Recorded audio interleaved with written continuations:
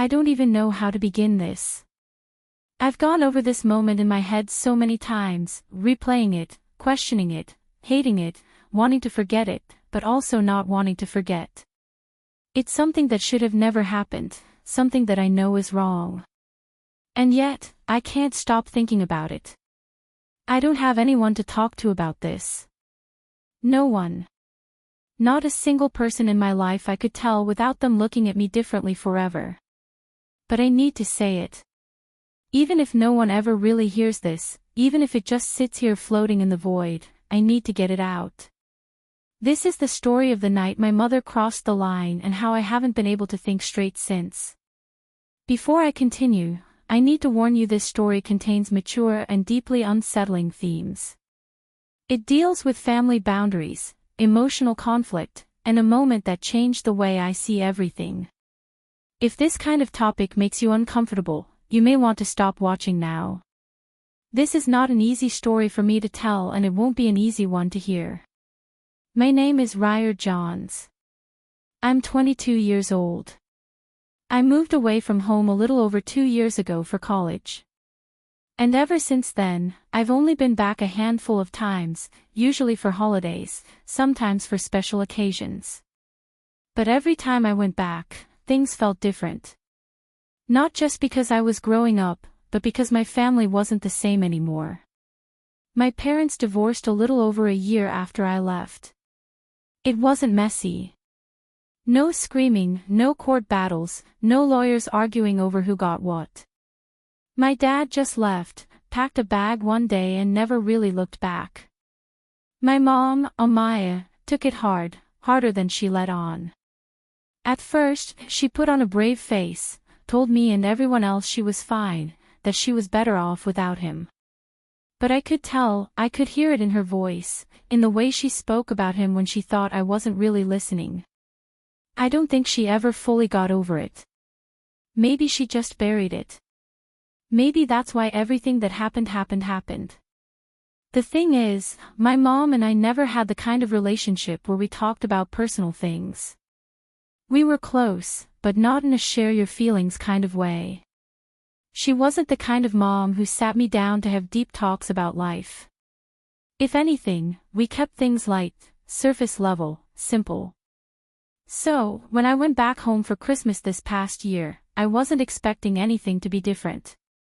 I figured we'd have dinner, exchange gifts, maybe watch some old holiday movies like we used to. And for the most part, that's exactly what happened, at least at first. But that night was different, and I had no idea that by the time the night was over, I'd never look at my mother the same way again. I keep asking myself if I could have done something differently, if I should have said something, stopped it, walked away sooner. But the truth is, I didn't. And that's the part that haunts me the most. Before I get into what actually happened, you have to understand what my relationship with my mom was like, because without that and none of this is going to make sense. None of it. My mom Amaya was always, I don't know how to describe it. Present but distant. She wasn't cold or neglectful. She made sure I had everything I needed. She showed up to my school events, always had dinner on the table, told me she loved me, but there was always this space between us, a quiet, unspoken distance. Like we were close but not too close. I don't mean that in a bad way. Some parents are overly affectionate, always hugging, always talking about their feelings. That wasn't my mom. She wasn't the kind of person to sit me down and ask me how I was really doing. If I had a problem, I had to come to her, not the other way around. She loved me, but she wasn't open. Not in that way. And I was fine with that. It worked. Some things just don't need to be said out loud. We understood each other in our own way. My dad, on the other hand, was the opposite. He was loud, charismatic, always the center of attention. He had this way of making everyone feel like they were the most important person in the room. But the thing about my dad is that he didn't stick around, not just physically, but emotionally, too. He was there, but he wasn't really there, if that makes sense. And then one day, he was just gone. No warning, no drawn-out fights, just a conversation at the dinner table about how things weren't working anymore. I don't even remember him packing. He just walked out of my life like he was walking out of a grocery store. I don't think I even fully processed it at the time. I was already in college living my own life doing my own thing. I wasn't a little kid who needed his parents to be together anymore. At least that's what I told myself. My mom didn't talk about it much. She didn't cry in front of me. Didn't ask for my advice. Didn't vent about how much she missed him. If anything, she acted like she was relieved. But I knew better. You don't spend 20 years with someone and just shrug when they walk away. You don't suddenly become fine overnight. And over time, little things started to show. The way she'd sit alone in the living room at night, staring at nothing. The way she started drinking more, just a glass of wine at first, then two, then more. The way she started making little comments, almost like she was testing the waters, seeing if I'd say something. Men are all the same, she'd say, swirling the wine in her glass. They take what they want and then they leave. I never knew what to say to that. What was I supposed to say? Not all men. You'll find someone else. It'll get better. None of those would have meant anything to her. So, I just sat there and listened. That's all I could do. The first time I came home after the divorce was weird. My old house was gone. She had moved into this smaller apartment, just the right size for one person. No guest rooms, no big family dinners, just a small, quiet space that didn't really feel like home. The walls were bare. No pictures, no decorations, just empty. She greeted me with a smile, pulled me into a hug, She told me how much she missed me, and I could tell she meant it. But there was something else there, too. Something I couldn't quite put my finger on. Maybe loneliness, maybe something deeper. We had dinner. We talked. We caught up. She asked about school, about my friends, about whether I was seeing anyone. And then she asked something she had never asked before. Are you happy? I didn't know how to answer. No one had ever really asked me that before. It caught me off guard, so I just laughed and said, yeah, I guess so. She smiled at that, but it wasn't a happy smile, more like a sad one, like she didn't believe me. Or maybe she didn't want to believe me. Maybe she was hoping I'd say no. That way, at least she wouldn't be the only one. Every time I went back home, I could feel it. The way she clung to our conversations just a little too much. The way she poured herself another glass of wine before I even finished mine. The way she held on to me a second longer when we hugged goodbye. She didn't have anyone else. Not really. She had coworkers, sure, a few friends she'd grab coffee with, but no one close. No one to talk to about the things she was feeling. No one to sit with her at night when the apartment was too quiet. No one to fill the space my dad left behind. And that's when I started feeling weird about it, like I wasn't just her son anymore, like she needed me to be something more. Not in a creepy way, at least not at first, but in a way that made me feel responsible for her. Like I had to be the one to keep her from falling apart. Like I was the only thing holding her together. And that's a hard thing to carry because I wasn't sure if I wanted to carry it. But how do you say that to your own mother? How do you tell her that the weight she's putting on you is too much? How do you tell someone you love that you can't be what they need? I didn't know how to say it, so I didn't. I just let it happen. I let her talk. I let her drink. I let her tell me things she never would have said before. And with every visit, the lines kept getting blurrier. And I just kept ignoring it because what else was I supposed to do? It was Christmas Eve when I got to her apartment, my second Christmas at her new place. By then, the space didn't feel as empty as it did the first time I visited. She had decorated, added pictures to the walls, filled the shelves with little trinkets and candles, felt warmer, more lived in, but it still didn't feel like home. Not really.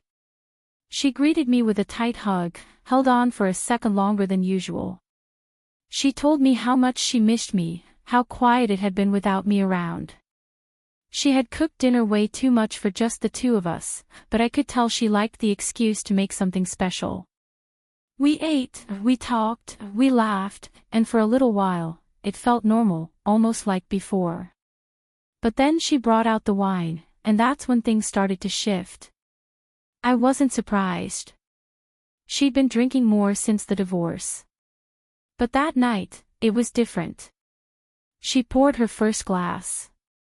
Before we even finished eating, she kept refilling her glass like she was afraid of letting it get empty. "I'm just celebrating," she said, laughing it off. "It's the holidays, right?" I nodded, forced to smile. But I could feel it. Something was off. Her laughter was just a little too loud. Her smile a little too forced. And the way she looked at me, there was something else behind her eyes. Something I couldn't quite place. She poured me a glass, too. I wasn't much of a wine drinker, but I took it. I figured it would help her relax, help make things feel normal. But looking back, I think she was already too far gone. At first, we just talked about the usual stuff, how school was going, if I was seeing anyone, if I had plans for after graduation. But then the conversation started drifting somewhere else. She started talking about herself, about how lonely she'd been, about how hard it was to start over after my dad left, about how much she missed having someone around, not just emotionally, but physically. I remember gripping my wine glass, feeling the stem press into my fingers. I didn't know how to respond. What was I supposed to say? "I understand. I'm sorry." There was nothing I could say that would make it better. She kept going. She talked about how hard it was to date again at her age. How most men her age weren't interested in women like her. How the few dates she did go on made her feel like she was chasing something she'd never get back. Then she said something that made my stomach turn. "You're lucky, Ryder. You don't know what it's like to feel unwanted." I stared at her.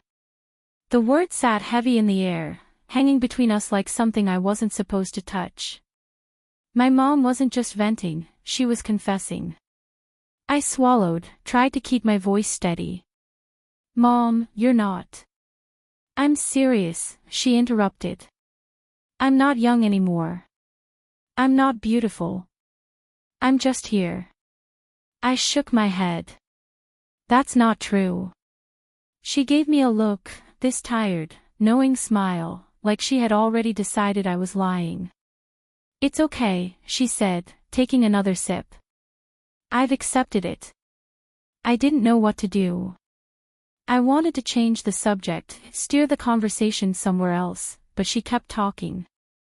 She started telling me things I didn't want to know about how she tried to put herself out there, how she bought herself things to fill the void, how nothing really worked. I wanted to leave. I should have left, but I didn't. I just sat there drinking my wine, listening. At some point, she reached for the remote and put on a movie Challengers. She said she had been wanting to watch it. I didn't argue. I just nodded, relieved to have something to focus on other than the weight of our conversation. The first half of the movie was fine. We sat there side by side, the only sounds coming from the screen. The wine was starting to make me feel warm, a little hazy, but I was still aware, still present. Then the movie hit one of its more intimate scenes. It wasn't anything extreme, but it was enough to make me shift in my seat, suddenly very aware of my surroundings. I kept my eyes on the screen trying not to react, but then I felt my mother looking at me. "Does this make you uncomfortable?" she asked. I shrugged. "Not really," she smirked, swirling her glass. "Good. That means you're not a kid anymore." I forced a chuckle, trying to play it off, but I could feel my body tensing, my heart beating just a little too fast. And then it happened. It was subtle at first, a shift in the way she was sitting, the way her knee brushed against mine, the way her fingers grazed my arm just for a second too long. I told myself I was imagining it, that it was the wine, that she was just being affectionate in the way drunk people sometimes are. But then her hand moved again, this time deliberate and slow. She wasn't just touching me. She was crossing a line. My whole body locked up. I couldn't breathe, couldn't move, couldn't do anything except sit there, frozen in place as my brain tried to catch up with what was happening. I should have pulled away. I should have said something, but I didn't. I just sat there, my mind screaming at me to react, but my body refusing to listen. The moment stretched on thick, something I couldn't name. The movie kept playing, the sound filling the room, but I wasn't hearing it anymore. All I could hear was the pounding in my chest, the rush of blood in my ears. Then she whispered something, something I still hear in my head over and over again. "It's okay." But it wasn't, and I knew that. I knew it then and I know it now. But in that moment, I let it happen. And that's what I don't know how to live with. When it was over, everything changed. Not in a dramatic way, not with screaming, not with some big argument, but in silence. A silence so heavy, so suffocating I could barely breathe. I didn't move. I didn't speak. My whole body felt like it wasn't mine anymore. Like I had been pulled out of myself and was just watching the way my mom sat there next to me, still sipping her wine, still watching the movie as if nothing had happened. The credits started rolling. The screen faded to black and she just stretched, let out a small sigh, and stood up like it was any other night. "I'm going to bed," she said. "You should get some sleep, too. We do presents in the morning." Then she smiled at me, a soft, tired smile like nothing was wrong, like we had just spent a normal night together. And then she turned and walked down the hall to her room, shutting the door behind her. I just sat there staring at the screen at my own reflection in the black TV. My hands were clenched so tight my fingers felt numb. My heart was pounding so hard it hurt. Did that really just happen? Was this real? I wanted to tell myself that I imagined it. That maybe the wine had messed with my head. That maybe she had just been drunk, affectionate, motherly in some weird way. But I couldn't lie to myself. I knew what happened. I knew what it was and I had let it happen. I felt sick. I felt dirty. But the worst part, the part one really can't say out loud. I didn't just feel disgusted. I felt confused. And that confusion made me feel even worse. I sat there for a long time staring at nothing, my mind running in circles. Do I pretend it didn't happen? Do I confront her? What would I even say? And what if she denied it? What if she told me I was crazy? What if she looked me in the eyes and said, "You're imagining things"? Would I believe her? Would I let myself believe her? I didn't know what to do, so I did nothing. I just sat there listening to the sound of the heater clicking on and off, the hum of the fridge in the kitchen.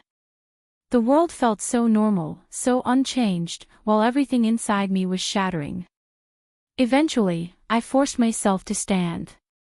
My legs were shaky. My body felt heavy, like I was carrying something I couldn't put down. I walked to the bathroom, shut the door, turned on the sink, and splashed cold water on my face. I looked at myself in the mirror. My eyes were bloodshot, my face pale. I barely recognized myself. What the hell just happened? I stayed there for a while, just staring, just breathing. Then finally, I turned off the light and went to my room. I laid down, pulled the blanket over me, and stared at the ceiling, waiting for sleep that never came. The next morning was worse. Not because she said anything, not because she acted guilty or ashamed, but because she didn't. She acted normal, completely perfectly normal, like nothing had happened. I woke up to the smell of coffee. When I walked into the kitchen, she was standing there flipping pancakes, humming to herself. She turned when she saw me and smiled, "Good morning, sleepyhead." Like I had just gotten a full 8 hours, like I hadn't spent the whole night lying in the dark, replaying every second of what happened. I just nodded, muttered, "Morning," and sat down at the table. She poured me coffee, put a plate of pancakes in front of me, sat across from me like she had 1,000 times before. "Merry Christmas," she said, clinking her coffee mug against mine. I forced a smile. "Merry Christmas." My stomach was in knots. I could barely swallow my food, but she kept talking like everything was fine, like nothing was different. "Did you sleep okay?" she asked. I almost laughed.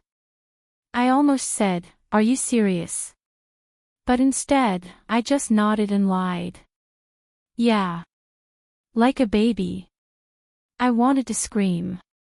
I wanted to stand up, flip the table, make her acknowledge what had happened, but I didn't. I just sat there playing along, pretending everything was fine, because if she could pretend, then maybe I could, too.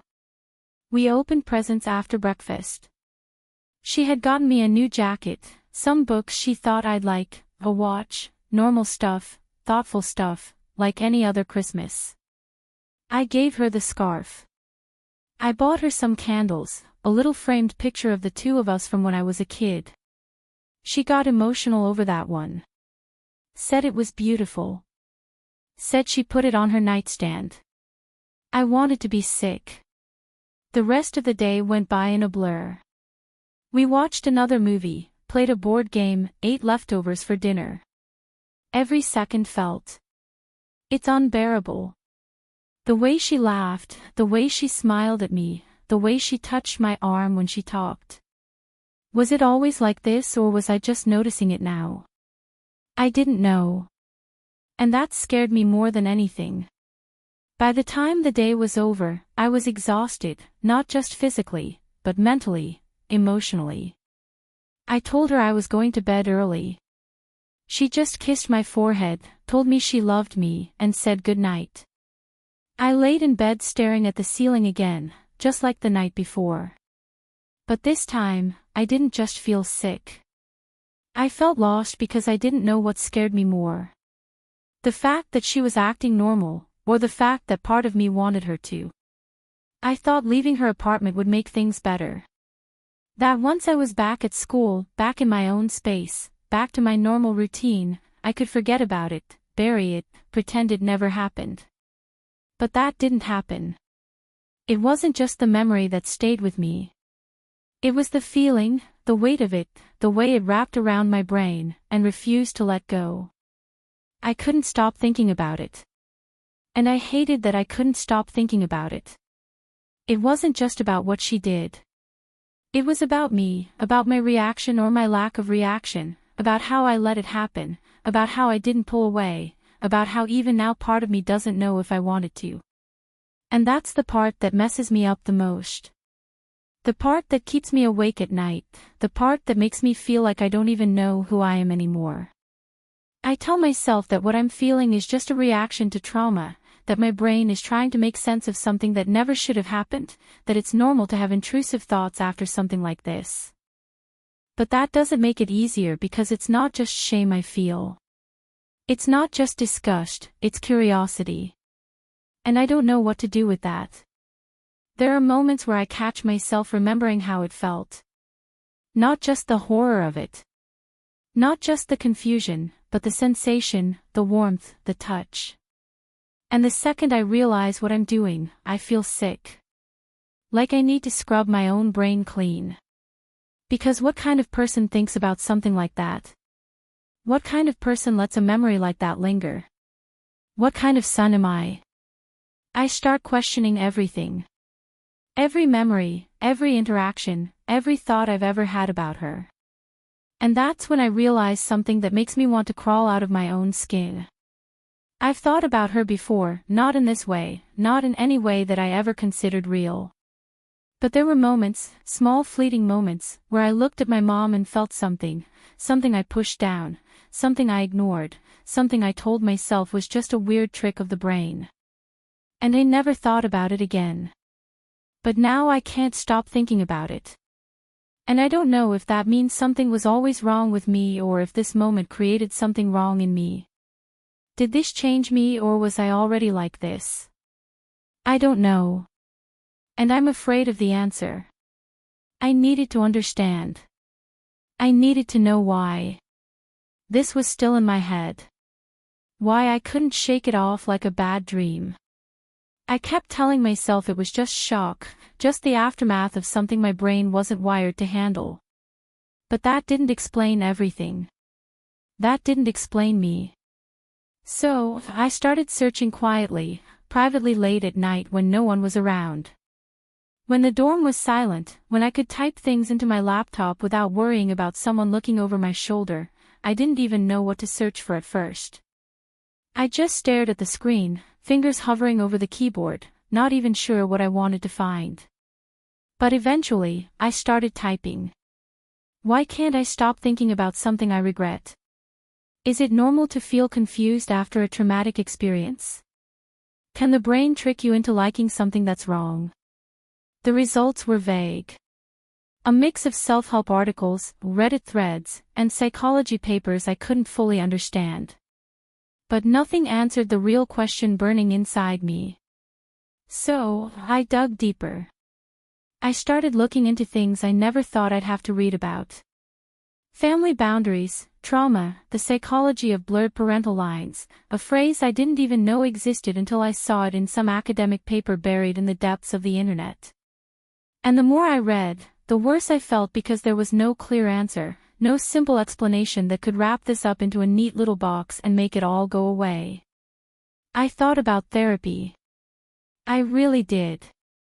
I even looked up therapists near me, hovered over the book an appointment button more times than I can count, but I couldn't do it. I couldn't imagine sitting across from a stranger, looking them in the eye, and saying it out loud. My mom did something to me, and I don't know how to feel about it. What would they say? Would they be professional, nodding, taking notes like it was just another case file to them? Would they pretend not to judge me even though I know they would? Would they tell me I was broken, that I was sick, that something inside me was wired wrong?